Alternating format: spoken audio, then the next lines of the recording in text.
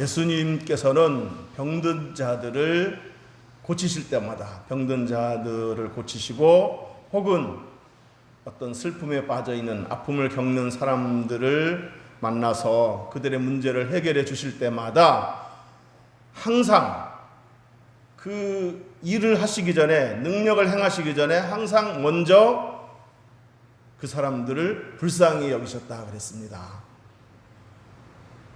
그래서 성경에서 예수님이 병든 자들을 고치실 때 그 사건의 내용을 읽어보면, 혹은 어떤 아픔을 겪는 사람들의 문제를 해결해 줄 때 그때 그 사건의 내용을 성경에서 읽어보면 거기에는 항상 이런 문구가 나옵니다. 불쌍히 여기사, 불쌍히 여기사. 참 그런 문구가 참 많이 나오는데, 예를 들어서 어떤 나병 환자를 고치실 때도 그랬습니다. 마가복음 1장 40절 41절에 보면 한 나병 환자가 예수께 와서 꿇어 엎드려 간구하여 이르되 원하시면 저를 깨끗하게 하실 수 있나이다. 예수께서 불쌍히 여기사 손을 내밀어 그에게 대시며 이르시되 내가 원하노니 깨끗함을 받으라. 그러니까 깨끗함을 받으라 하고 말씀을 선포하시기 전에, 일을 행하시기 전에, 능력을 행하시기 전에 먼저 불쌍히 여기셨다는 거예요. 또 나인성 어느 과부의 죽은 아들을 살리실 때도 그랬습니다. 누가복음 7장 12절에 보면 성문에 가까이 이르실 때 사람들이 한 죽은 자를 메고 나오니 이는 한 어머니의 독자요 그의 어머니는 과부라. 그 성에 많은 사람도 그와 함께 나오거늘 주께서 과부를 보시고 불쌍히 여기사 울지 말라 하시고 그랬습니다. 그러니까 그 하나밖에 없는 아들이 죽은 거예요. 이 과부에게 남편도 없고 아들 하나 있었는데 그 아들이 죽은 거예요. 얼마나 가슴이 무너졌겠습니까? 얼마나 참 절망스러웠겠습니까? 그래서 슬픔에 빠져서 이렇게 장례를 치르기 위해서 장례 행렬을 울면서 따라가는 이 과부를 보고 예수님이 울지 말라 하시면서 먼저 불쌍히 여기셨다 그랬어요. 그래서 그 아들을 살리셨죠. 아들을 예수님께서 살리셨는데, 제가 여기서 말씀드리고 싶은 것은 그 아들을 살리시기 전에, 능력을 행하시기 전에 먼저 그 과부를 불쌍히 여기셨다는 거예요.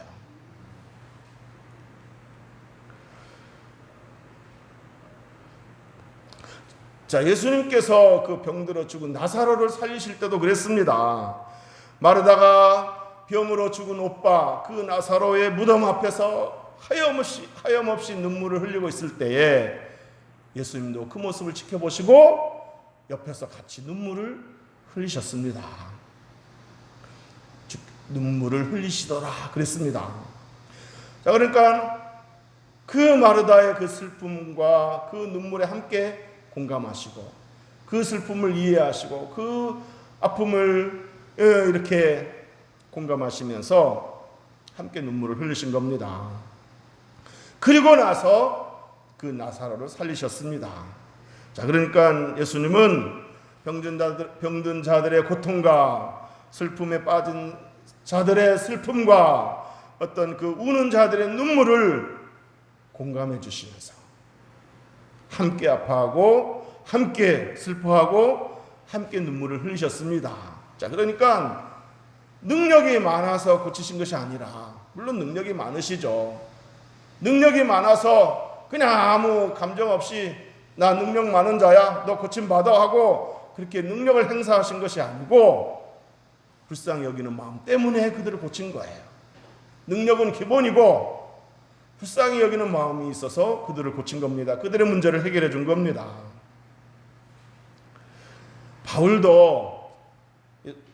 사도 바울도 예수님을 닮아서 함께 공감할 줄 아는 사람이었습니다.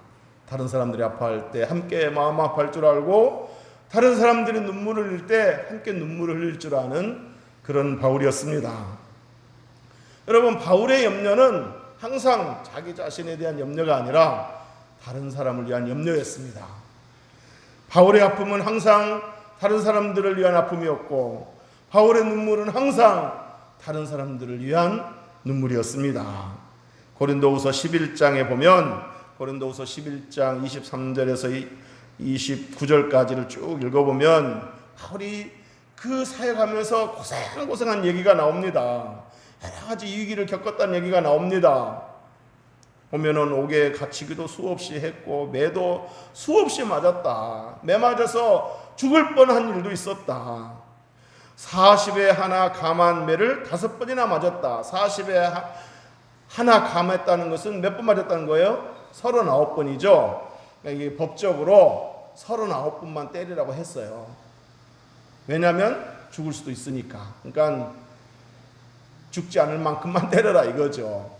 그래서 그 39번의 그 매를 5번이나 맞았다는 거예요. 복음 전하다가 유대인들에게 붙잡혀서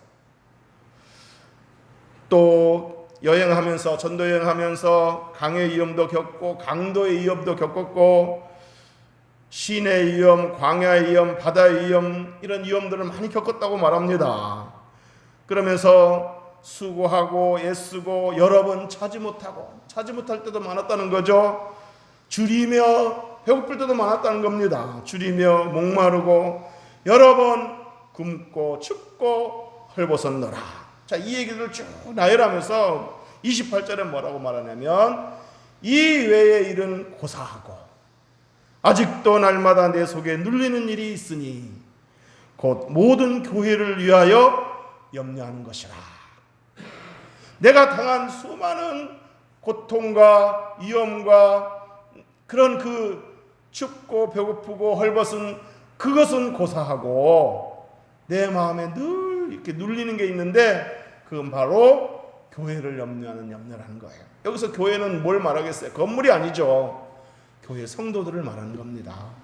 교회 성도들이 이 어려운 때에 믿음을 잘 지키고 있을까?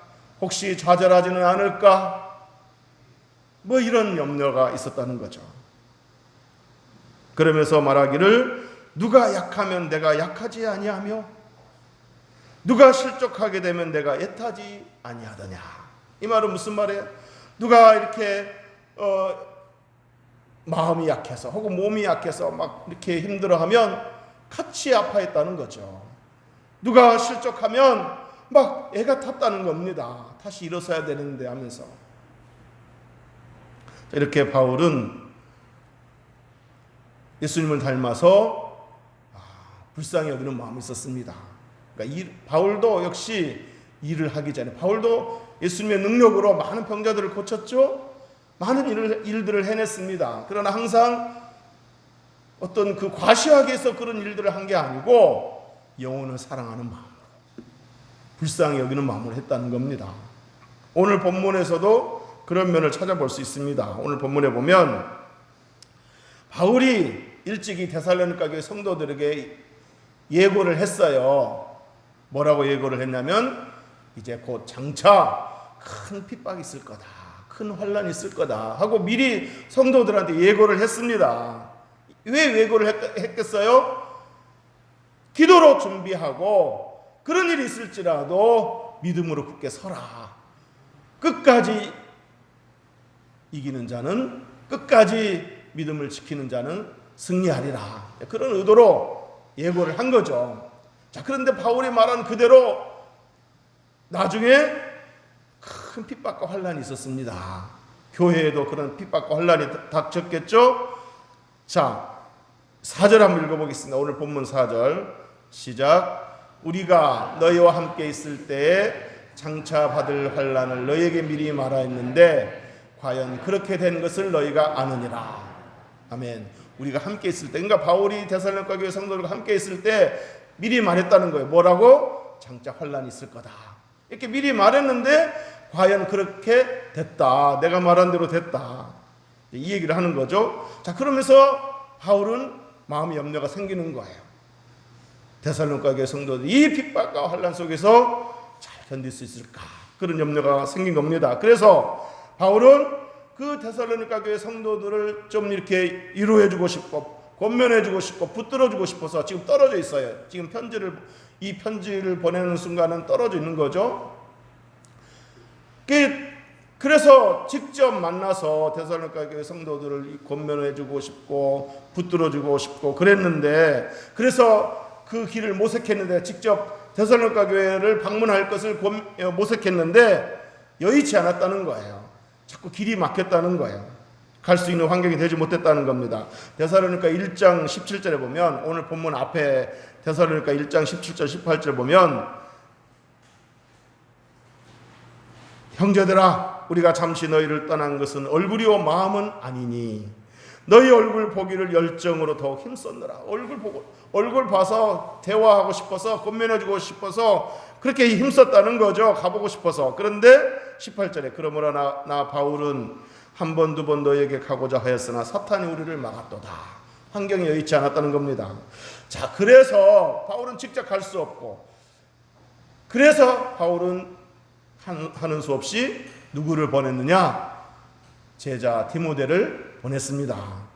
자, 1절, 오늘 본문 1절부터 3절까지 한번 읽어보겠습니다. 시작.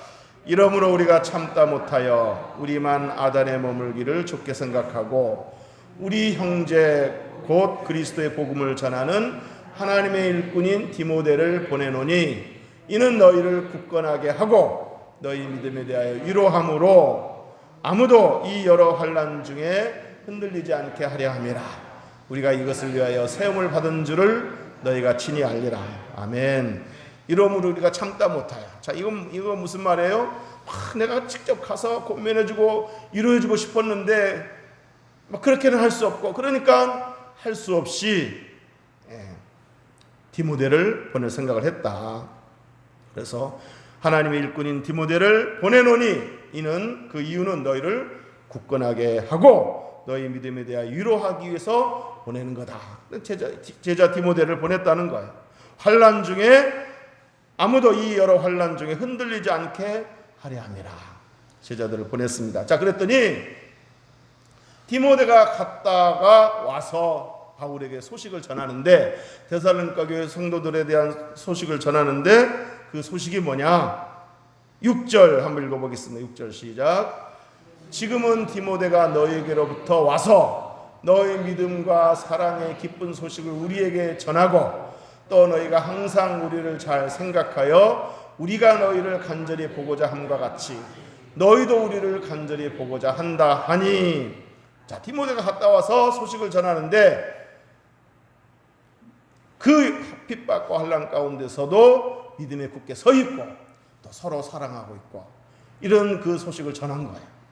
교회가 믿음에 굳게 서 있고 서로 사랑 안에 똘똘 뭉쳐 있다는 소식을 들은 겁니다. 거기다가 이 바울의 일행이 데살로니가 성도들을 보고 싶어 하는 것처럼 그 데살로니가 교회 성도들도 바울을 보고 싶어 한다. 이런 얘기를 전했습니다. 자, 이 말을 들은 바울의 반응은 뭐였느냐? 7절 읽어보겠습니다. 7절. 이러므로 형제들아 우리가 모든 궁핍과 환난 가운데서 너희 믿음으로 말미암아 너희에게 위로를 받았노라. 궁핍과 환난 가운데서 너희들이 믿음에 굳게 서 있는 것을 보고 그 얘기를 듣고 내가 위로를 받았다. 도리어 위로를 받았다. 그러면서 마지막 8절에 이렇게 말합니다. 8절 읽어보겠습니다. 시작. 그러므로 너희가 주 안에 굳게 선즉 우리가 이제는 살리라. 너희가 굳게 섰다는 얘기를 들으니 내가 이제 살 것 같다. 이제 안도의 숨을 쉴 수 있겠다. 이런 얘기를 하고 있는 겁니다. 너무 기쁘다는 얘기죠. 19세기 그 중국 선교사로 갔던 앤 walter 핀이라는 여자가 있었습니다. 처녀가 있었습니다. 처녀의 몸으로, 이 앤 walter 핀은 처녀의 몸으로 이제 중국 선교를 간 거예요. 의과대학을 나오고 졸업하자마자 곧장 선교사로 자원해서 중국으로 떠난 겁니다. 그당 지금도 자식들이 외국에 여행 가면 걱정되잖아요. 특히 좀 위험지역, 좀 이렇게 치안이 별로 안 좋은 지역에 가면 걱정되잖아요. 그 당시는 오죽하겠습니까? 그러니까 그 앤의 어머니가 딸을 그 이국 말리에 보내고 나서 애가 타서 견딜 수가 없는 거예요. 요즘처럼 뭐 카톡이 있는 것도 아니고. 그러니까 견디다 못해서 중국으로 사람을 보냈어요. 돈을 줘가지고 사람을 보내가지고 그 딸을 만나고 나서 딸에게 전보를 좀 치게 해라. 그러면서 잘 지내고 있으면 잘 지낸다고 안전하다 이렇게 네 글자만 쳐라. 뭐 이 우리나라 말로 네 글자죠. 그 나라 말 어떤 건지 몰라도 어쨌든 그렇게 전보를 치게 해달라고 사람을 보냈습니다. 그래서 그랬더니 며칠 후에 그 딸에게서 전보가 왔어요. 전보가 왔는데 엄마가 기다리던 그런 그 전보 문자가 아니었어요. 안전하다가 아니었어요. 뭐라고 왔냐면 즐겁다 이렇게 왔어요. 그러니까 안전할 뿐만 아니라 즐겁게 선교 사역을 잘 감당하고 있다 이런 얘기죠. 그 전보를 들은 이 애네 어머니는 정말 안도의 숨을 쉬면서 뭐라고 말했겠어요? 이제 살 것 같다. 바울이 한 말하고 똑같이 말한 거예요. 바울도 뭐라고 말했습니까? 그냥 이 데살로니가 교회 성도들이 그 핍박 가운데서 넘어지지는 않을까? 믿음을 포기하지는 않을까? 또 얼마나 또 힘들까? 이런 생각을 하면서 직접 가보지는 못하고 디모데를 보내는데 디모데로부터 온 소식이 믿음에 굳게 서 있다는 얘기를 들으니까 바울이 뭐라고 말해요? 내가 그런즉 이제는 내가 살리라. 이 말은 이제 내가 살 것 같다 그 얘기예요. 자, 이 말을 들은 바울은 이제 내가 살 것 같다라고 말하면서 하나님께 감사를 드립니다. 뭐라고 감사하는지 9절을 읽어보겠습니다. 9절 시작. 우리가 우리 하나님 앞에서 너희로 말미암아 모든 기쁨으로 기뻐하니 너희를 위하여 능히 어떠한 감사로 하나님께 보답할까. 아멘. 우리가 우리 하나님 앞에서 너희로 말미암아 너희가 이 어려운 가운데서도 믿음에 굳게 서 있다는 이 일로 말미암아 모든 기쁨으로 기뻐한다. 이것처럼 더 큰 기쁨은 없다. 이렇게 말하면서 너희를 위하여 능히 어떤 감사로 하나님께 보답할까? 어떻게 감사를 드려야 다 감사할 수 있을까? 하면서 하나님 앞에 감사를 드렸습니다. 그러니까 바울의 염려는 자기를 위한 염려보다는 성도들을 위한 염려가 많았고 감사도 성도들 때문에 하는 감사가 많았습니다. 다른 사람 일로 눈물을 흘리기도 하고 다른 사람의 그 좋은 일을 듣고서 또 기뻐하면서 감사하는 것을 바울에게서 볼 수 있습니다. 사랑하는 성도 여러분, 저도 참 설교는 잘 못하지만 다른 것은 많이 부족하지만 여러분을 사랑하는 마음은 누구보다 크다고 말할 수 있습니다. 그것만큼은 자신 있게 말할 수 있습니다. 그래서 우리 성도들 중에 누군가가 참 요즘 뭐 힘든 일이 있다 그러면 저도 마음이 막 무겁고 그래서 또 생활하다가도 언뜻 그 성도 지금 잘 견디고 있나 싶으면 또 기도하게 되고 저에게 그런 마음이 있습니다. 여러분이 마음 아파하는 모습을 보면 저도 함께 마음이 아프고 여러분들이 어떤 문제로 인해서 잠 못 자고 있다는 얘기를 들으면 저도 자다가도 참 마음 아파하고 여러분들을 위해서 기도한 적도 있습니다. 여러분들이 눈물을 흘릴 때 물론 보이는 눈물은 흘리지 않았겠지만 진짜 마음으로 많이 눈물을 흘렸던 적도 많았습니다. 그리고 정말 아울러서 여러분들에게 좋은 일이 생기면 정말 내 일인 것처럼 정말 감사하고 기뻐한 적도 많았습니다.